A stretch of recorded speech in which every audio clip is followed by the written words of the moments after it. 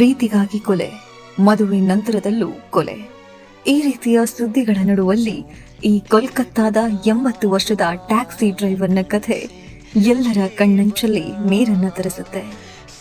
ಇವರ ಹೆಸರು ರವೀಂದ್ರನಾಥ್ ಸರ್ಕಾರ್. ತಮ್ಮ 80ನೇ ವಯಸ್ಸಿನಲ್ಲೂ 16 ಗಂಟೆಗಳ ಕಾಲ ಟ್ಯಾಕ್ಸಿ ಓಡಿಸ್ತಾರೆ. ಇವೆಲ್ಲವೂ ಕೂಡ ತನ್ನನ್ನ ನಂಬಿಕೊಂಡಿರುವ ಪತ್ನಿಗಾಗಿ. ತನ್ನ ಪತ್ನಿಯ ಅನಾರೋಗ್ಯದ ಖರ್ಚನ್ನ ಭರಿಸುವ ಉದ್ದೇಶದಿಂದ ಈ ವಯಸ್ಸಲ್ಲೂ ಹಗಲು ರಾತ್ರಿ ಎನ್ನದೆ ಟ್ಯಾಕ್ಸಿ ಚಲಾಯಿಸ್ತಾರೆ. ಇವರಿಗೆ ಮಕ್ಕಳಿಲ್ಲ. ತಮ್ಮ ಬದುಕಿನ ಹೋರಾಟದಲ್ಲಿ ಅವರಿಬ್ಬರೇ. ತನ್ನ ಈ ವಯಸ್ಸಿನಲ್ಲೂ ಪತ್ನಿಯ ಜೀವಕ್ಕಾಗಿ ಹೋರಾಟ. ಅವರ ಕಷ್ಟದಲ್ಲಿ ಇವರು, ಇವರ ಕಷ್ಟದಲ್ಲಿ ಅವರು. ಇದೇ ಅಲ್ವಾ ನಿಜವಾದ ಪ್ರೀತಿ, ಪರಿಶುದ್ಧ ಪ್ರೀತಿ.